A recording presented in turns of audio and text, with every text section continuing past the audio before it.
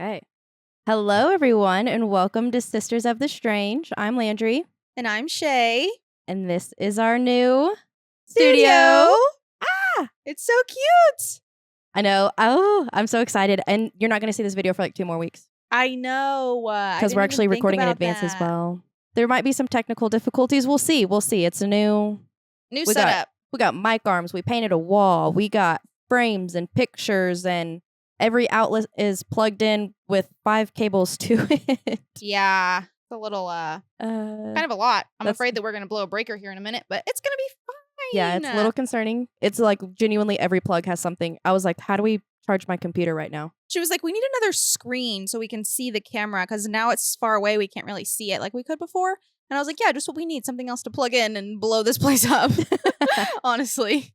It'll buff.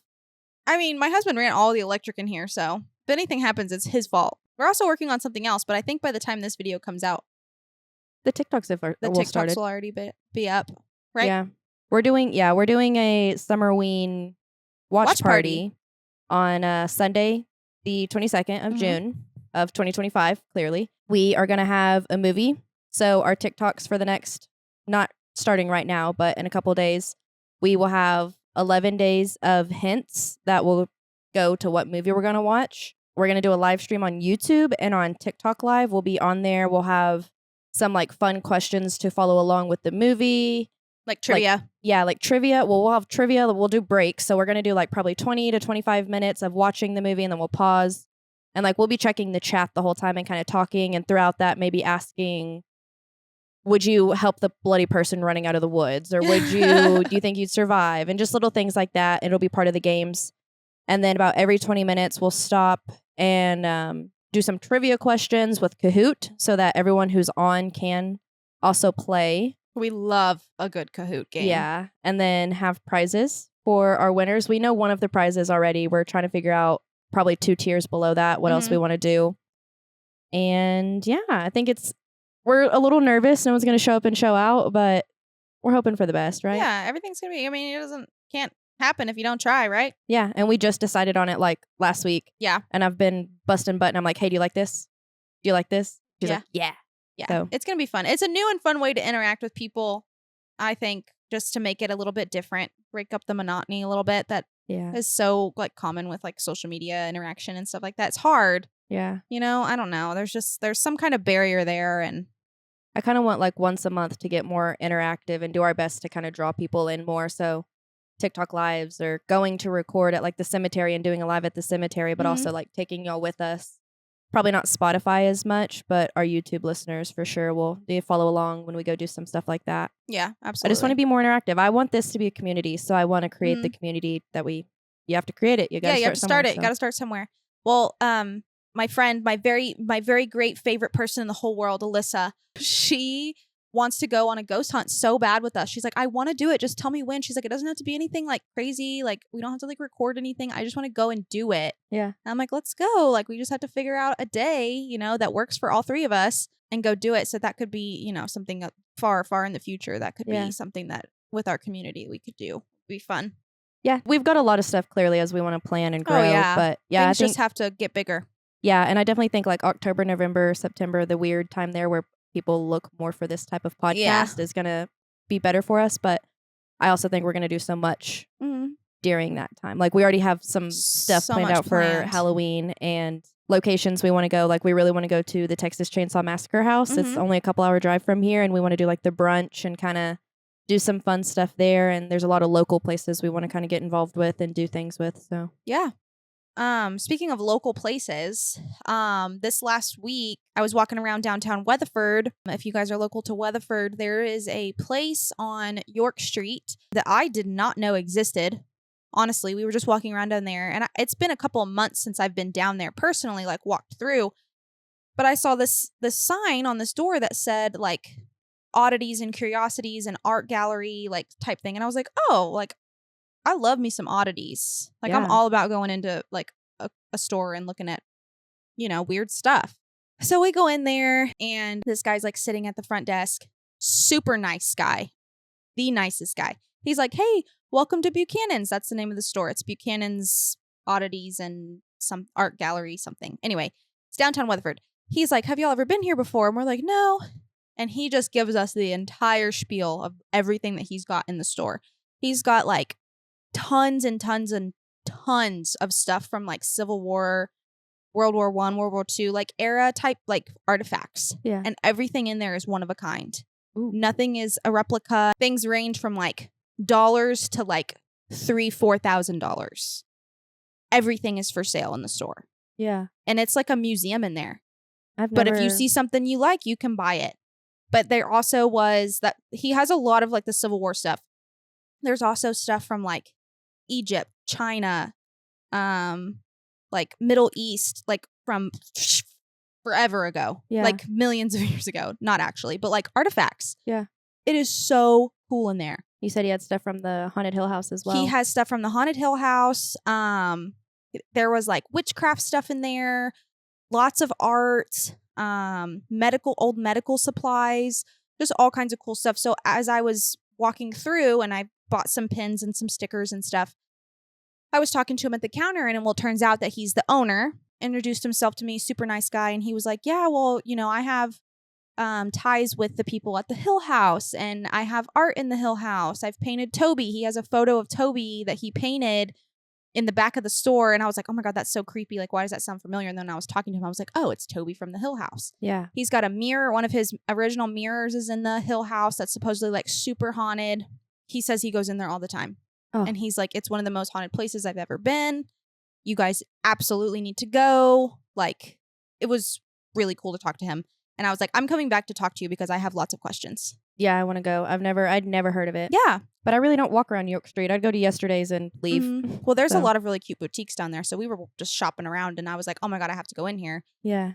I was in there for a while. I mean, I looked at every single thing.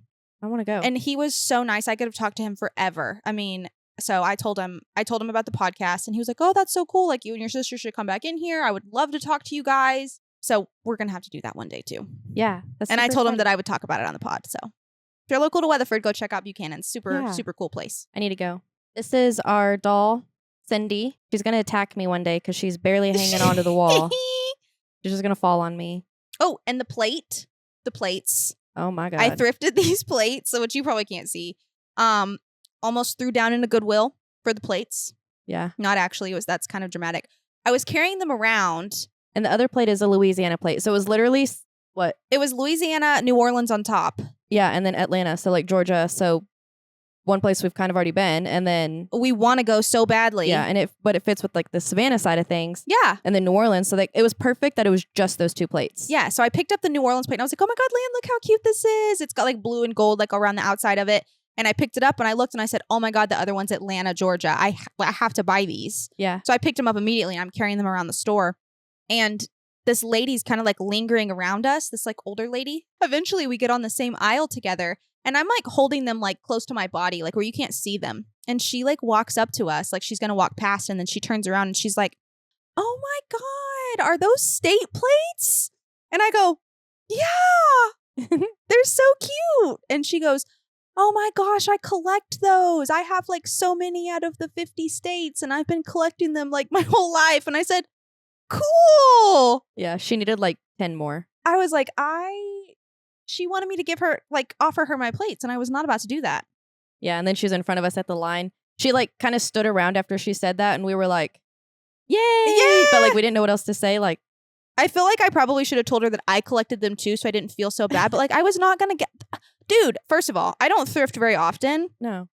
And it was just so perfect for me that I couldn't pass it up. We needed some more stuff for the studio, and I was like, I know you're asking me to give you these plates, but I'm not going to do it. Yeah, it was... But then she just kept like staring at us, I felt like, and I was like, okay. Yeah, it was really awkward. Time to go. So, blood, sweat, and tears for those plates, man. Yeah. All I can think is like WWE on this girl in the middle of Goodwill. It was super awkward. I felt really bad. I told Landrey, I was like, I feel kind of bad, but like, eh.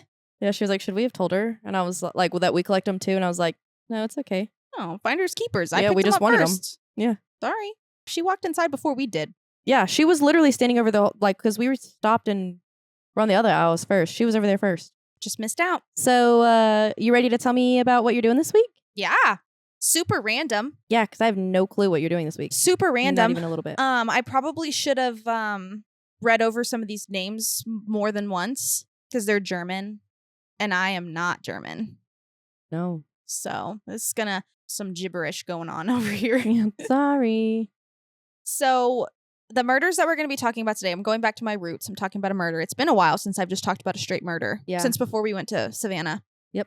This is the story of the Hinterkaifeck Murders. Probably never heard of it. Actually kind of sounds familiar, but I don't know why. You may have heard of it. It sounds like it's over here somewhere. It's tickling something. All right. Once we get into it, you'll probably be like, oh, maybe I have heard this before. Because Yeah. I thought, like, when I was reading it, I was like, oh, this does sound kind of familiar, but I didn't really know, like, the details. Just, like, the brunt of it, really. Okay. So, ready to get into it? Yeah, let's do it.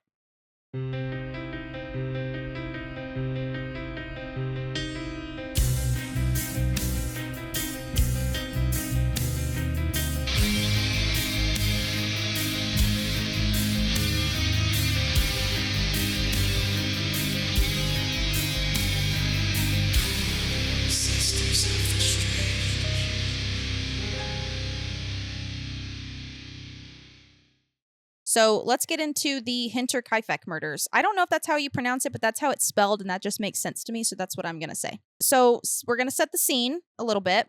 We're going back 1922 in Bavaria, Germany. It's wintertime, out in the country, nearest neighbor's a mile away. It's windy, it's cold, it's nasty. And deep in the woods sits this small, lonely farmstead called Hinterkaifeck. There's 6 people who live there, and by the end of the week, they'll all be dead, and nobody knows who did it. Dun, dun, dun. Why do I know this? Like, why is this doing something to me right now? I don't know. So we're going to talk about the family who lives at the Hinterkaifeck farmstead, homestead, whatever you want to call it.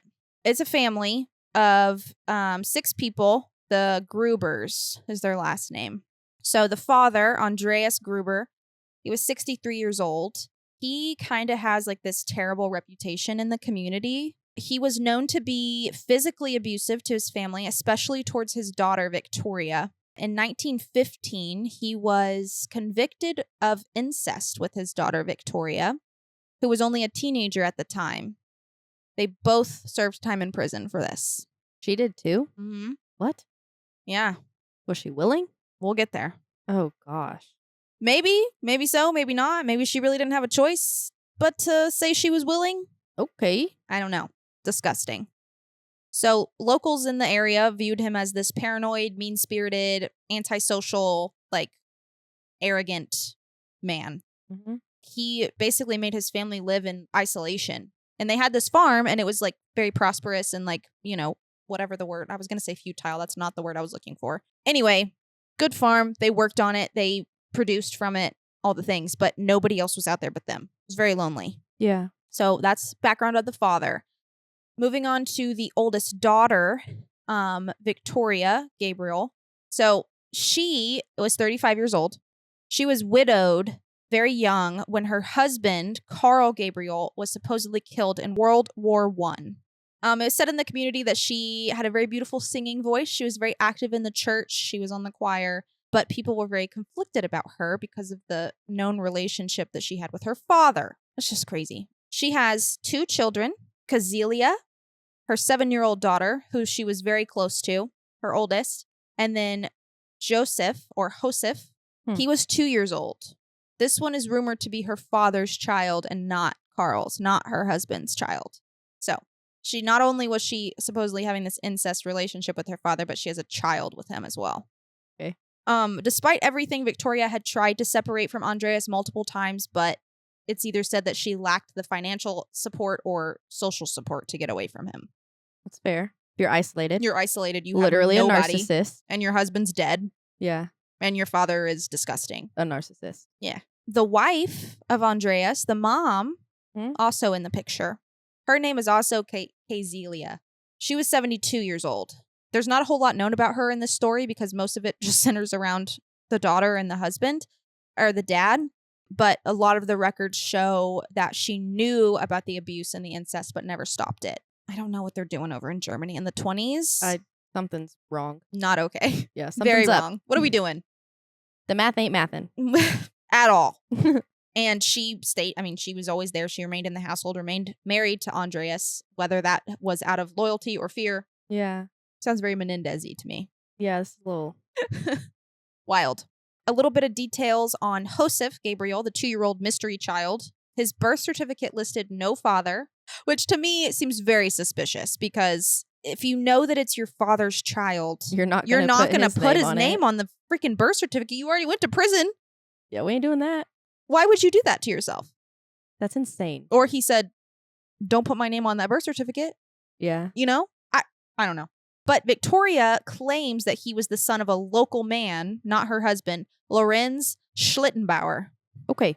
Schlittenbauer. Makes That was Russian. Schlitterbahn? Right. Every time I see it, it thinks of Schlitterbahn. Schlittenbauer. Okay. Go for it. Schlittenbauer denied paternity of this child, and later became a controversial figure in the investigation. He's like, don't put that on me. Yeah, he's like, no, not mine. Not my child. You're a married woman. No, I did not have sexual relations with that woman. Period. Period. So, that's the background of the story. Get a little bit into this chaos that ensues here. There's one more person I need to introduce to the story. Maria Baumgartner, 44 years old. She was a brand new maid who showed up to work just hours before the murders took place. Okay, I have heard of this, and I don't know why, but I have. Okay, so there's some weird things that go on kind of around the times of the murder that are just like unexplained. Kind of. Okay. So after these murders happen, they're going back and they're looking, okay?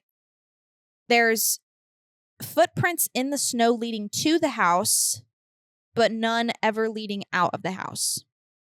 So that's one clue that's weird. Reports from both Victoria and the previous maid who quit noted that there were strange noises always going on in the attic. And this last maid before Maria, she quit because she was telling the neighbors, like, this house is haunted. There's something going on here. I don't want any part of it. I'm getting the hell out. Yeah, she was scared. This. She was terrified. I would be too. She was sure that the house was haunted because they were hearing so much stuff in the attic. And in the house, there was a set of house keys that had disappeared. Nobody could find. And there was a newspaper that was coming to the house that nobody subscribed to or like was on the list for. I don't know. I don't think there were subscriptions in the 20s. But, you know, they didn't get the newspaper, basically. You know what it reminds me of? That like video, have you seen it where someone was like, the food in my kitchen keeps going missing, and someone was living in their attic and like was crawling out and like eating their food and then going back in their attic? Yes. That's what I said to Danza the other day. But Danza lives like on a house that's like up and doesn't have an attic, but she's got like underneath her house. Yeah. And she said, why? And it was something like was in her dryer that wasn't hers. And I was like, oh, it's just the person that lives under your dryer. Oh. And she was like, I hate you. Because she lives alone in like a 3-bedroom, 2-bathroom house. Oh, no. She said, thank you, Landrey. And I was like, always here for you. Yeah, I'm here for you. I'm here for your nightmare horror. fuel. Yeah, always, forever. So there was some spooky vibes going on in the house, whether that be that the house was actually haunted or that there was somebody stalking the home or living in the attic already, secretly. The secret child that he had on incest that was all jacked up. There's shows like that too, that they literally put him in the attic. So they just leave him there. Yeah. So the murders take place on March 31st, 1922. And it is believed that whoever this unknown killer is lured not all the people, Andreas, the wife, Victoria, the oldest daughter, and her oldest daughter, Kazelia, into the barn one by one and killed them all with a pickaxe. Okay. Like a custom pickaxe. Yeah. Basically.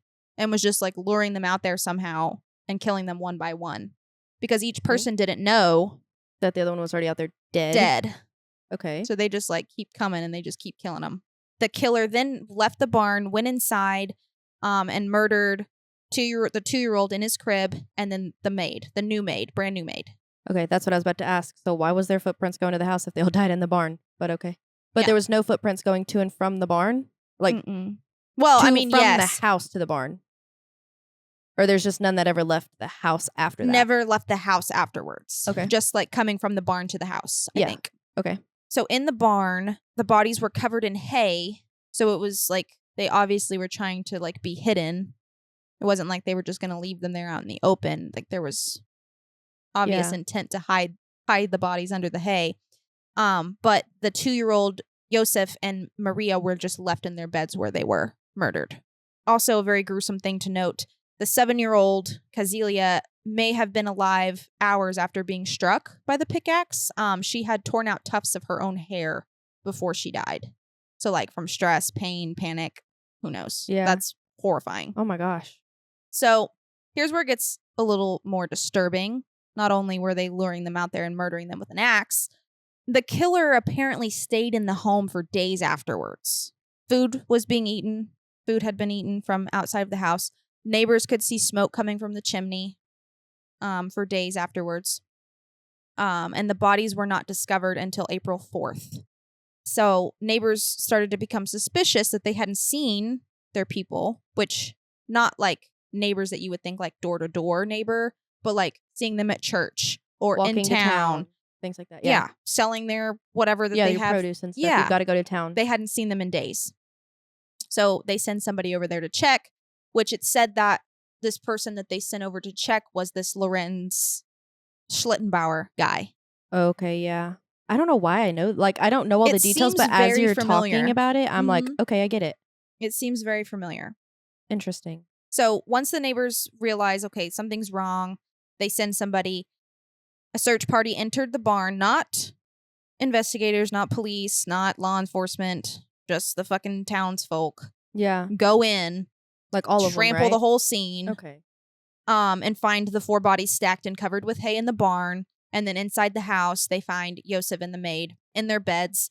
And this was all before police arrived. They're touching the bodies. They're disturbing evidence. Like, All hands on deck. Let's do it. everything's ruined at this point. Yeah, we're just going to save the day. No, Yeah. you've ruined it all. Thank you. They perform the autopsies in the barn, in the dirt, with the cows as an audience, I guess. Cows and horses. I don't know. It's the way that they do things back in the million years ago. But you got to think, it went from being like a city, like, not city itself, but like lawless land, outlaws everywhere. It didn't matter. You could go get in a duel and it was okay. And then they had to figure out how to like try and shape that up to where murder became a thing rather than like it was okay to kill people. Yeah. It's crazy the process went from like Wild West, kill anyone you want. Yeah. We're like, oh shit, you can't do that anymore. Let's figure out how to solve whatever this is. How to- Suddenly it's bad. Let's Yeah. figure out how to solve it. Instead of just being like, that's a bad guy, I'm going to kill him. Yeah, like crazy 1, 2, the 3, draw. Yeah, that is weird. I never thought about that, the, actually. like evolution of it. Yeah. Like all of a sudden they're like, oh, bad, We murder don't do that bad. anymore. Yeah, Which I'm glad it is, to be fair. definitely happy we don't live in the purge. Yeah. No one would be alive except for the No. bad people. Uh-huh. Anyways, obviously in the 20s, investigators were not properly photographing or diagramming the scene. None of that happened. The premises were never secured. And so apparently souvenirs, they're calling them, and evidence were taken by morbid locals, neighbors, people who probably just know the family and they're like, oh, this was my friend. I'm going to take this amulet. Sick. Whatever. Yeah, I don't know. Weird. Basically the same thing as an estate sale, but I was free. about to say estate sale, Just garage take it. sale. Take whatever you want. They're dead. They ain't gonna care. Yeah, The murder weapon, this custom-built Matic pickaxe thing, they're calling it a Matic. I guess that's what they call it over there in Germany. I don't know. It's basically a pickaxe-type weapon. They find it months later in the attic, hidden under some beams, like behind some beams in the attic. The murder weapon was also hidden. Strange. And there they found signs of somebody living in the attic. There was disturbed straw, leftover food, dishes, things like that. So it seems like this person who most likely, in my opinion, was in their attic, watching them for days, probably weeks, months, who knows how long they were there, don't like that. watching their every move, and then just decided to murder them all. I want to know how someone they didn't know lured them. Or maybe that was just part of their daily routine. Yeah, it's like one went to get the milk, one went to get the eggs, one went to move hay and, shovel Mhm. shit, whatever it is. Yeah, whatever that may be. Yeah, I mean, realistically on a farm, every person has a job. Yeah. So, yeah, So maybe they weren't all going out there together. that's crazy. So that's just freaky to me that there's a possibility that that person was just Oh. in their home without anybody knowing. But they could hear them up there. Why not? Why are we not checking? Part of me thinks that they had an incestual child that was like Like Texas Chainsaw Massacre. Yeah, that was like older up there, just living up there, but it was like a big family secret. Yeah. So maybe the maid didn't know about it, and that's why Victoria wasn't as scared as the maid. She's like, oh, we hear noises. That's weird. Yeah, it's and the maid's fine. like, I'm out. I'm out. Maybe. Yeah. And if no one knew about him or her, chop, chop. Chop, chop. Bye. Now you're all dead. I'm finally out of the attic. Mm-hmm. Wrenching your plans. Yeah. That's a good theory. I like it. I like that theory. It's very scary. I mean, Yeah. just somebody, anybody No, living the thought in of the anyone attic. in my attic, dude, Paranormal Activity did me in for attic. Never been a fan of attics since Paranormal Activity. That movie straight took me out. Fair Whenever enough. the attic, no. Mhm. I don't even remember that part. I've blocked out so much of that movie. It was from like my it like memory lived in the because attic. it scared me. It was like one of the attics that went up and over. I haven't thought about that movie in a long time. Yeah, I don't handle it well. I don't either. I don't think I could ever watch any of those I ever peed again. my pants the first time I watched Oh, that movie. the one that scared me the most is actually the one where they like go to the grandma's house and they're all in white gowns, like coming up the stairs because they've possessed like all the people. Or it was like kind of like a coven-y type thing. It was like the Mhm. second or third one. That was probably the one that did me the most because I thought they were like at safety, and then all of a sudden it was like way worse. Psych. Ooh. Something about someone in a white dress just doesn't do it for me. Yeah. I mean, it clearly does do it for me, but Yeah, here we are. Yeah, I blocked that movie out of my memory. Truly. I can watch- legitimately peed on myself when I watched it the first time. yeah, I It don't scared like. me. I don't like any of the. But I was also 12 years old. We were young. Had no business watching that movie. No, the scary thing is like anything like that that's realistic, which is crazy to me. I can watch strangers and not be terrified because I'm like, That's the most realistic. well, I'm just like, come up in my house, I'm shooting you. That's it. And they even have a gun in that movie, and they like mess it up somehow. Mhm. Okay, Damien, Oh my God. that's her husband's sitting outside revving his truck as he's pulling in. I'm home, honey. I'm home. That's crazy. Crazy work, but no. The strangers movie doesn't scare me as much because I'm like, I'll just shoot you. Like, let's not play that game. Ghosts. You scare can't me. see them hoes. No, they just scare me inherently. So like the ghost shows don't scare me. Paranormal shows with like demons and stuff that like are slamming doors and like slamming a door. Like if you want to politely close a cabinet, I guess maybe I'm still gonna cry. Mhm. But like slamming, Yeah, you need to relax, sir, ma'am. No Yeah. need to be acting like that. but the fear of someone in my attic, and because I remember watching the 10 most haunted places in America, and it's like the Villisca Murder House where he comes out of the attic. He sat in the attic all day. Ooh, yes, yes. He literally hid in the attic, or he, Yes. she, whatever, hid in the attic all day. And then chop, chop, swing, swing. Walk right out. Woo. Yeah. This is very much, similar to that. I just don't like that thought at all. No, that's why Honey's house attics, they scared the Scared attic me, scared yes. me. One, because it was one of our attics upstairs was the Paranormal Activity attic. Mm-hmm. And then the other two were just Doors. full-size doors that you just walk right into. And I already seen the Villisca Murder House, and that's where I was really convinced that There's just no need for 3 attic doors. There's just not. no. And we didn't have a single thing in any of them, I don't No, think. nothing. So let's get into some Theories. main suspects and red flags and then theories. Yes. Okay. All kind of together, really. So Lorenz Schlittenbauer, who was claimed to be Josef's real father, Mm-hmm. he argued publicly with Victoria over his paternity and the child support because she's like, hey, you're the daddy. I don't know what to tell you. And he's like, I'm not. And he was part of the group that discovered the bodies. And people said that he acted quite strangely at that time because he unlocked the door with no hesitation, even though apparently the doors were always locked from the inside. So maybe he had this missing key. And he just kind of like moved the bodies around and interacted with the crime scene very casually, like it was no big deal. So like either he had been in the house before with Victoria, maybe Yeah. seeing her secretly or whatever, or he was the murderer. Yeah. It could go one of 2 ways. Either way. So everybody was kind of like, how did he know like where everything was, like in the house? Like he went straight to the barn. He just acted like it was no big deal out there. Like the bodies were like stacked and covered in hay. So like, I don't know. Something's weird there. Yeah. And also, where did the killer go after the fact? You know? Back to the attic. Is he still in the attic? Right. You would think that would be the first place they looked. But what would be weird about him is if she's like secretly dating him, how is he also in her attic making noise at the same time? Like, I wonder if those did cross over, or if like whenever they were together, if there wasn't any noise in the attic. Like, that would be really Yeah. a curious thing to go back Yeah. and know. So yeah, that's one theory on him, or he's one suspect. There's the vagrant theory, the person who lives in the attic, obviously. Was it some random person passing through? Did they know the family? Were they watching the family and then killed them for no reason? Yeah. But then why did you stay for days afterwards? He took care of the animals. He took care of the farm and was like eating their food and stuff. But like nothing was stolen. Yeah. Nothing was taken out of the home. So it wasn't like the whole like robbery thing could not be.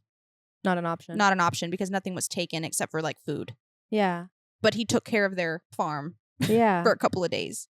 That's odd. It's very odd. Like, was it just some crazy person who just like wanted to live that life for a couple days and then said, no, I'm good. I'm gonna get found out. This is way too much work. Yeah. Woo. Yeah. Thought I had that. But it took them 4 days to find out that there was somebody there that wasn't them. I do want to know how they left in time. Like, especially if it was right. like How did they know somebody was coming? Yeah, like if it wasn't someone already local to town, how did they know that there was The search everyone party coming to look?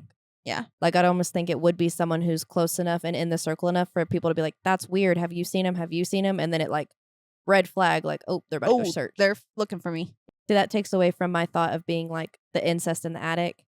Because if it was an incest in the attic, they're probably not known for in town. Yeah, and true. they would have been like, that's a random person in town suddenly. Yeah, who is so this? Like there had to have been some sort of like signal Yeah. that set them off to be like, I've got to get out of here. Yeah. There had to be some reason. Yeah. That's a good thought too. So many questions in this one. The last person that was kind of like talked about and kind of thrown up into the air was Victoria's husband, her dead husband, Carl Gabriel. Some people started to talk and said, oh, well, maybe he faked his death, came home, discovered that she had a child that wasn't his, and went crazy. Lost it. Several unconfirmed post-war sightings of him were reported. Again, not confirmed. Still interesting. Mm-hmm. I also really liked this theory. He would have known the property. Yeah. Well, he would have known everything in the house, how to get into the attic, how to take care of the animals. Yeah. You know? And maybe he just like felt betrayed by Victoria. With the whole family at that rate. Either from the father thing or that he knew that she had relations with this Schlitterbauer guy. Someone else to have a kid. Yeah. And he's not actually dead. So that's another interesting theory. I like that. So lastly, on the viewpoint of like the investigation, a little bit more modern. In 2007, a German criminology professor and his students kind of like reviewed this case because it was unsolved. I mean, it's unsolved. Yeah. And so they just kind of used it as like a case study, I think. And with more modern profiling, police science, they were able to zero in on a suspect that they believed probably did it. But due to the lack of physical evidence, and that this person that they had zeroed in on died decades earlier, they never released the name of who they thought that it was. What a tease. Yeah. I know. Isn't that frustrating? Rude. They should have been like, we think this, but we have no substantial evidence to say this. Yeah. And but he's this dead. is X, Y, and Z why we think that. Yeah. Yeah.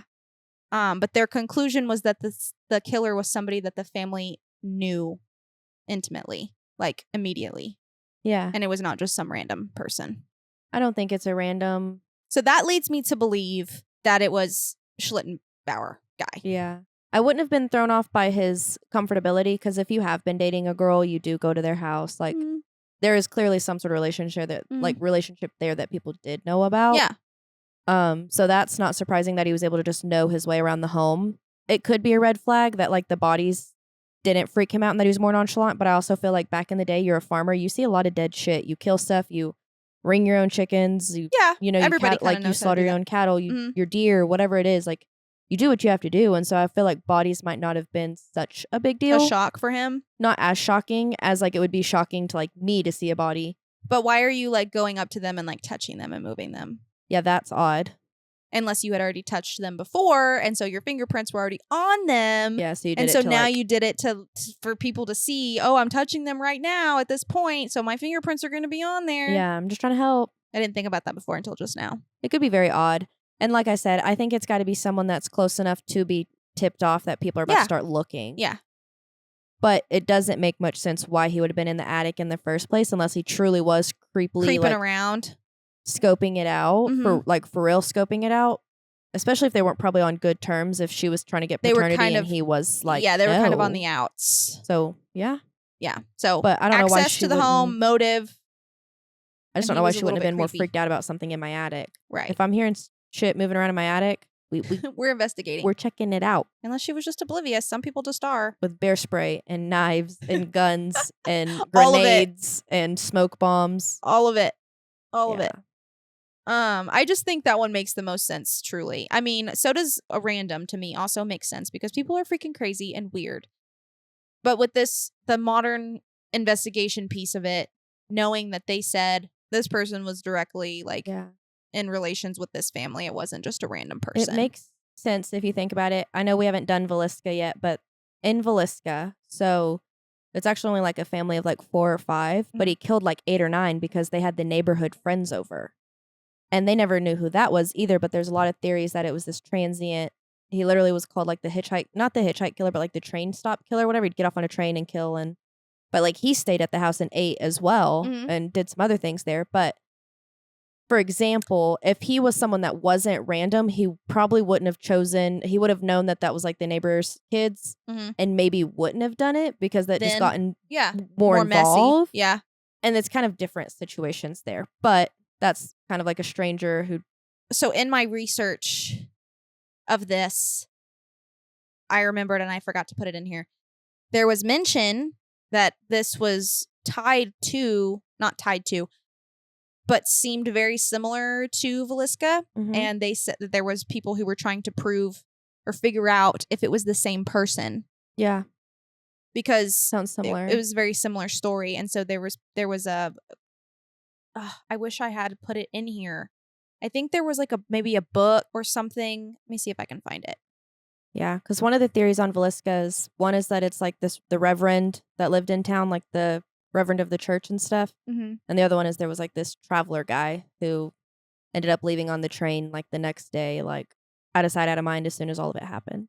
But it was like a train.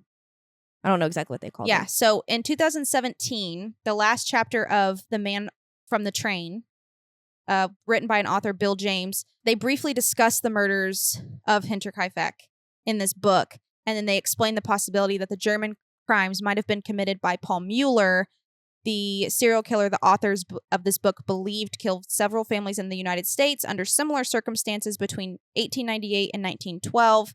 And the murders attributed to Mueller, including the Villisca axe murders, were apparently random nighttime home invasions, blah, blah, blah, blah, with the blunt end of an axe. So I remembered that.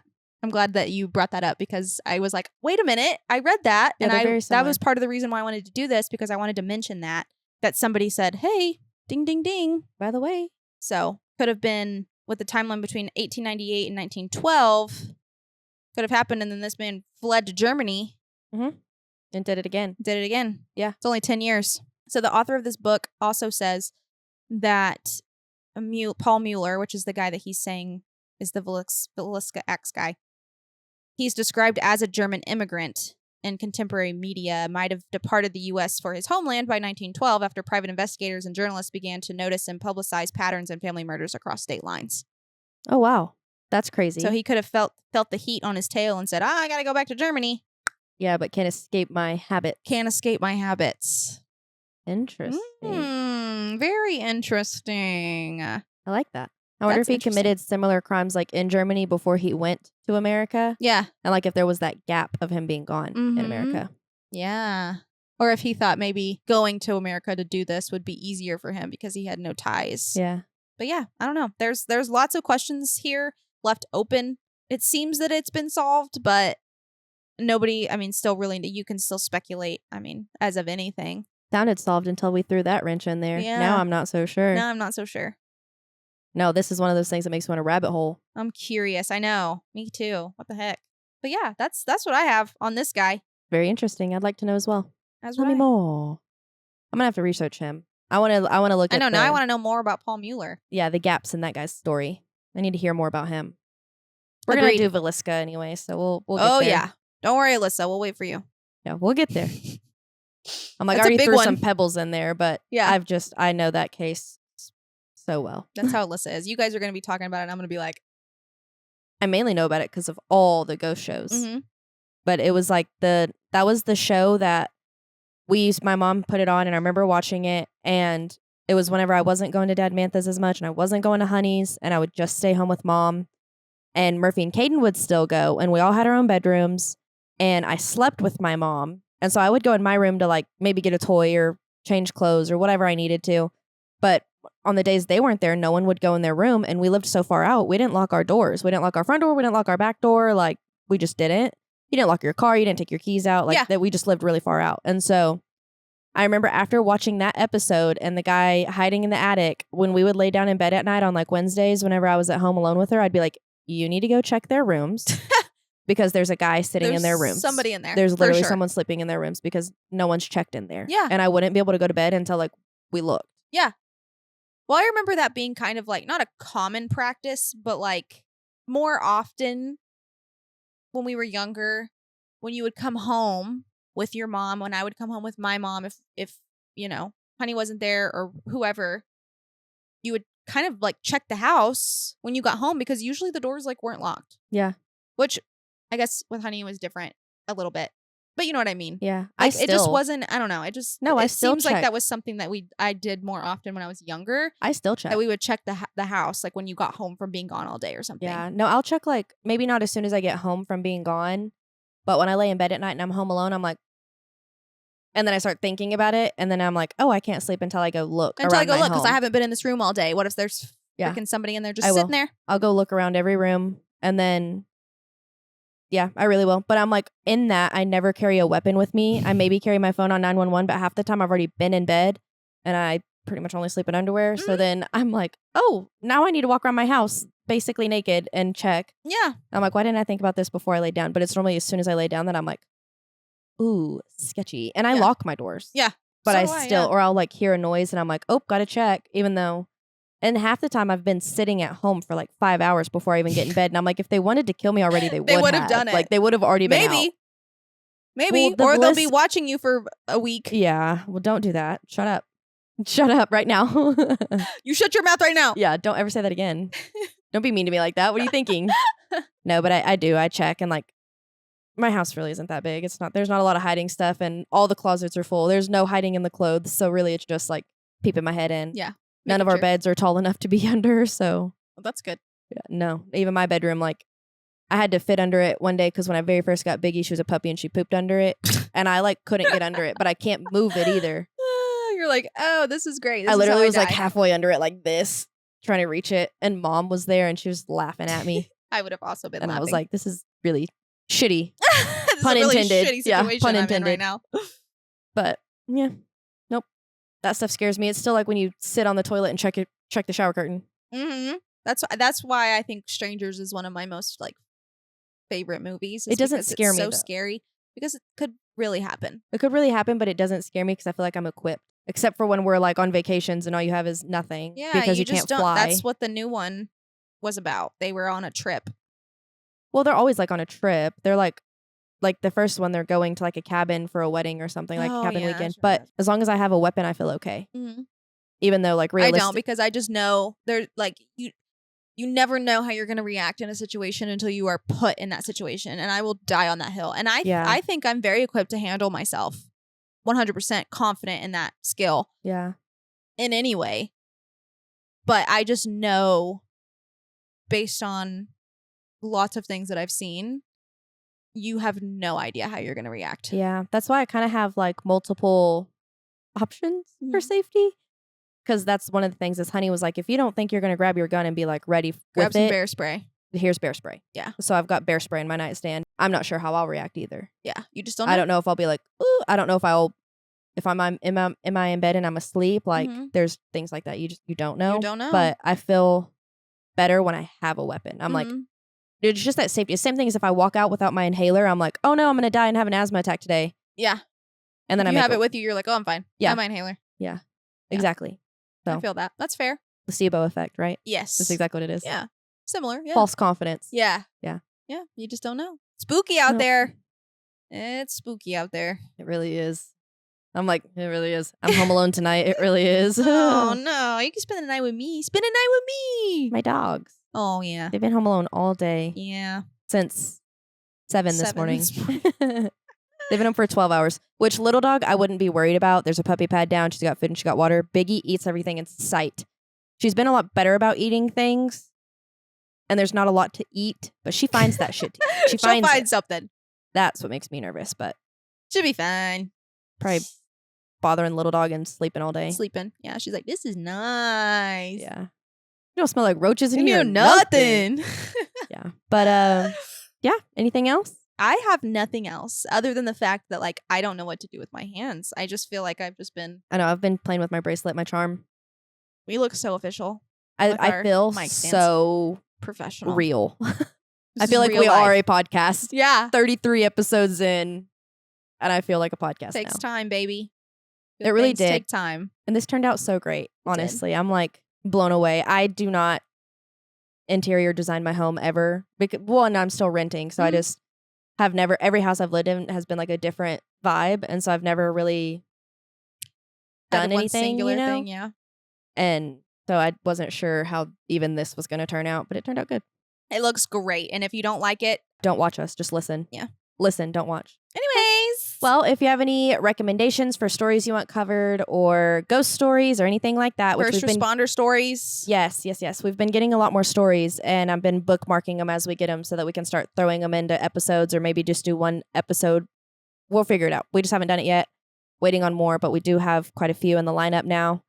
But if you have any stories you'd like to share, send them to Sisters of the Strange podcast. It'll be somewhere down here at gmail.com, and follow us on all of our social medias. We've got TikTok, YouTube, Instagram, a Facebook page. We have a Facebook page and a Facebook group.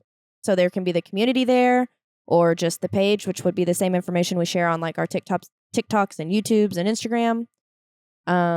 And don't forget, I know this episode comes out on like, I think the 16th mental math right now, but on the 22nd, Sunday, the 22nd at 6 p.m., we will start.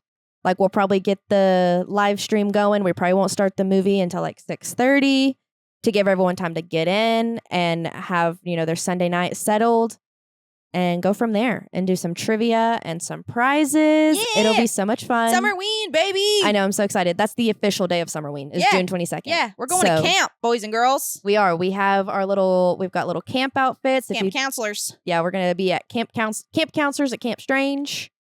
So it's going to be so much fun. I'm so excited. Yeah, just humor us. Join. Yeah. Just for funsies. See what happens. You never know. You might win. All right. Well, I will see you next week. Okay, see you next week. Bye. Bye.